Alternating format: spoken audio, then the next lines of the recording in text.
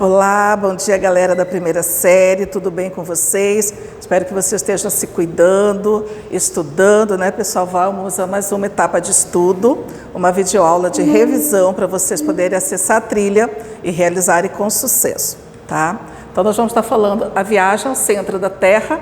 Isso aqui, pessoal, é um livro, né, de ficção de Júlio Verne, né? Porque nós vamos perceber que é impossível o homem penetrar ao centro da Terra devido ao calor intenso, né? Então, todos os estudos que foram realizados até os dias de hoje é baseado em elementos que nós vamos ter na parte exterior, tá? Então, as informações disponíveis sobre a estrutura interna da Terra, a sua espessura de cada camada, o seu estado físico e a composição química predominante são obtidas de forma indireta, tá? Então, os cientistas, eles valem-se da análise do interior de outros corpos celestes contemporâneos, tá? Dos materiais liberados pela erupção vulcânica, que podemos ter, né, piroclastos, né, as cinzas, né, e principalmente das ondas sísmicas propagadas durante os terremotos.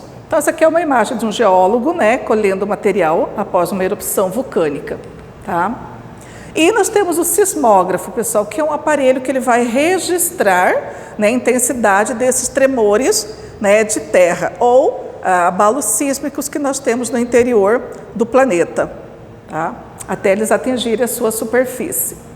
E aqui nós temos, pessoal, as camadas da Terra, tanto do ponto de vista químico quanto do ponto de vista físico. Nosso estudo está baseado nas características, né, definidas pelas propriedades química, onde nós vamos ter a crosta terrestre, o manto e o núcleo. As propriedades físicas, nós vamos ter a litosfera rígida, a astenosfera plástica, a mesosfera, o núcleo externo líquido e o núcleo interno sólido, tá? Então, falando sobre cada camada da Terra, né? Então, nós vamos ter a crosta terrestre, que ela é sólida, ela é composta de rochas, cujos elementos químicos predominantes é o silício e o alumínio, tá? A espessura, ela é variável, dependendo onde ela se encontra, né? Mas ela tem cerca de 70 quilômetros sobre as principais cadeias de montanhas e sobre oceanos em torno de 7,5 quilômetros. Foi feito, tentaram fazer um estudo, pessoal, numa península da Rússia, onde fizeram uma escavação de 15 quilômetros de profundidade, no raio de 6.300 quilômetros. Isso, pessoal, da superfície terrestre é como se fosse simplesmente um arranhão. É impossível, né? Segunda camada, pessoal, o manto. Ele é constituído por magma, né? Esse material que é expelido para o exterior, né, do planeta, onde vai predominar os elementos químicos silício e magnésio. E diferenças de temperatura e pressão, né, vão causar esse deslocamento de correntes do interior do planeta para a superfície. E por último, o núcleo, que ele é constituído principalmente de níquel e ferro, a sua densidade aumenta de acordo com a profundidade, tá? Então, por isso é impossível fazer estudo no interior da Terra, o homem indo pessoalmente, tá? Isso aqui é uma corrente de convecção lá no manto, né, pessoal? Então, nós temos aqui essas correntes, também já falamos a respeito disso, onde nós vamos ter a parte interna, o calor mais intenso, é como se fosse o fundo de uma chaleira, e aqui a parte superior, né, desse espaço aqui, que vai estar mais frio. Então, ar frio mais denso desce, o ar quente menos denso sobe. Então, essa circulação aqui vai fazer com que haja essa movimentação das placas tectônicas, tá? Também já falamos a respeito disso. E o alemão cientista, né, meteorologista, ele, há muito tempo atrás, ele fez uma teoria dizendo que o planeta, né, os continentes, eles se moviam em cima de um líquido ou de um material pastoso, né? E que esse material poderia estar aprofundando e levantando-se, né, simultaneamente, né? Só que naquela época não se tinha equipamento suficiente para constatar essa teoria dele, né? Então essa teoria dele ficou esquecida por um bom tempo, né?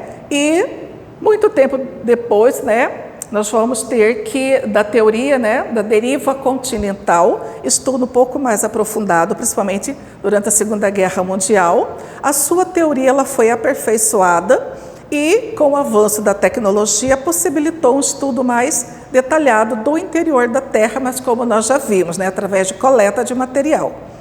Novas descobertas do movimento das placas, surgindo então essa teoria, que é a teoria das placas tectônicas.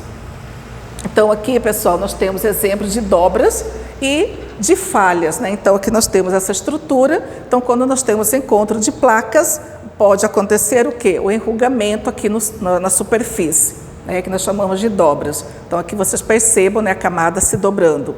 E quando a ruptura, né, nós chamamos de falhas. Então, nós vamos estar falando um pouquinho da litosfera e o relevo oceânico. Então, nós vamos ter as placas tectônicas, são o quê? Fragmentos da crosta terrestre, onde parte desse fragmento, eles são imersos, né, debaixo da água, estão imersos na estrutura aqui na parte superior. Outra parte se encontra mergulhada, né, na parte submersa, onde nós vamos ter presença da água oceânica. Tá? Então, a plataforma continental, pessoal, primeiramente. Então, esse tipo de relevo, né, apesar de estar submerso, ele é uma extensão do continente. Então, e a sua profundidade, ele chega até 200 metros. Então, o que nós vamos ter, pessoal? Às vezes, é que nem quando nós temos exploração de petróleo, né? Nós temos exploração de petróleo em plataforma continental, mas em águas profundas. E as pessoas acham que pelo fato de estar na água, é uma plataforma oceânica, e não é, tá? Então, apesar de não parecer grandes coisas, né, como as outras formas de relevo mais abrupta, né, que nós encontramos na superfície, ela influencia muito na dinâmica do litoral, nas costas, né, dos continentes. Então, são as formas de relevo, né, submarino mais estudadas, por ser mais explorada economicamente, como eu disse para você, a exploração do petróleo. Né? Na borda da plataforma situa-se o talude, e a partir desse degrau, né, as profundidades começam a se intensificar. Então, aqui é o que nós temos, pessoal. Então, nós temos aqui a plataforma continental. Então, olha aqui, nós temos a presença da água, mas não significa que isso aqui é uma plataforma oceânica. Então, ela tem essa extensão, né? Logo após o talude, aí vem em si a plataforma oceânica. Tá? Esse exemplo que nós temos. Então, as placas tectônicas se movimentam, e esse movimento, né, dessas placas, elas podem acontecer em diferentes direções e horizontalmente. Então, para entendermos esse movimento, temos que levar em consideração a região dos limites entre essas placas tectônicas, tá? Então, nós temos aqui, quando há um afastamento dessas placas tectônicas, né, elas vão estar puxando forças contrárias, nós chamamos de limites divergentes. Quando elas se movimentam, né, em direção ao mesmo ponto, encontro de placas tectônicas, nós chamamos de limites convergentes. E esses limites vão dar origem a essas estruturas que nós temos na superfície terrestre. E quando ocorre esse movimento lateral, esse limite é denominado de conservativo. Então, nós vamos estar vendo sobre cada um deles, pessoal. Então, aqui nós temos, né, o limite divergente, forças, sentidos contrários, né, você vai ter uma ruptura, né? Limite convergente, as duas placas se movimentando, né, para o mesmo ponto, né? E aqui, quando há falha, né? Então, força sentido horizontal, ou pode ser no sentido vertical também, tá? Então, aqui, pessoal, nós temos a formação desse assoalho oceânico. Então, o que acontece? Quando eu tenho forças sentido contrárias, né, olha só essa setinha aqui, quase não aparece, ela está para o sentido leste e essa aqui para o sentido oeste. Então, elas estão sentido contrário. Então, essa força, né, que faz, mais a pressão que vem do interior, vai permitir que haja uma fissura, né? E essa fissura vai permitir que esse material que se encontra lá no interior do planeta, que é o magma, ele venha extravasar. Então, nós vamos ter aqui uma linha, né, cheia de vulcões. Então, nós vamos ter erupções vulcânicas constantes e, a partir do momento que esse material ele vai, né, para a superfície, ele vai passar por um processo, né, de solidificação e vai estar formando um novo assoalho oceânico. Então, isso aqui é uma dorsal atlântica. No caso aqui, nós temos a dorsal mesoatlântica, tá? Então, a formação de relevos profundos, então essas profundidades elas são o que extremas, onde nós podemos exemplificar, né? Por exemplo, o pico do Everest, ele possui em torno de 9.000 metros de altitude.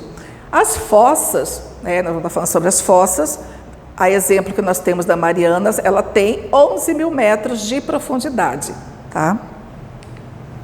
Então, essas fossas elas se formam pelos movimentos de convergência de placas tectônicas, justamente nos limites entre elas, tá? Ocorre quando duas placas que estão convergindo, né, têm densidades diferentes, ou seja, pode ser uma continental e outra oceânica, que tem densidade diferente. A oceânica ela é mais densa e a continental é menos densa. Aqui nós temos duas, né? A placa eurasiana, né? E a placa do Pacífico. Então, aqui nós vamos ter a placa do Pacífico, por ser mais densa, ela vai se aprofundar, voltar para o interior do planeta e vai formar aqui o que nós chamamos, no caso, exemplo aqui, a fossa do Japão. E do outro lado, ilhas vulcânicas.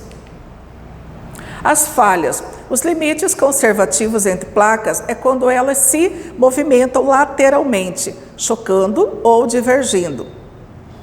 Ocorrem as falhas de transformação causado pelos atritos entre as placas.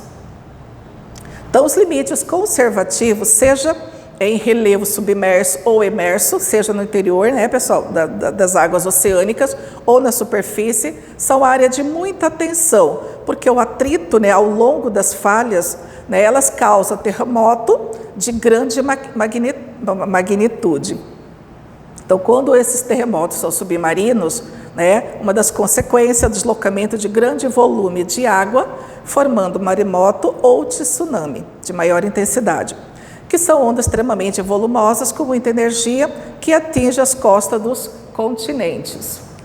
Tá? Aqui nós temos um exemplo, pessoal, lá na Falha de San Andreas, né, na costa oeste dos Estados Unidos, e é uma área que tem uma densidade populacional considerável e ela é o que? Monitorada o tempo todo, porque se acontecer um terremoto aqui, o que vai acontecer? Muitas vidas podem ser o que? Perdidas.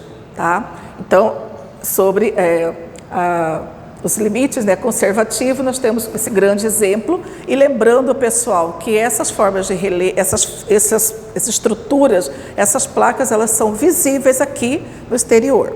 É o que nós temos para hoje. Beijo no coração de cada um. Boa trilha.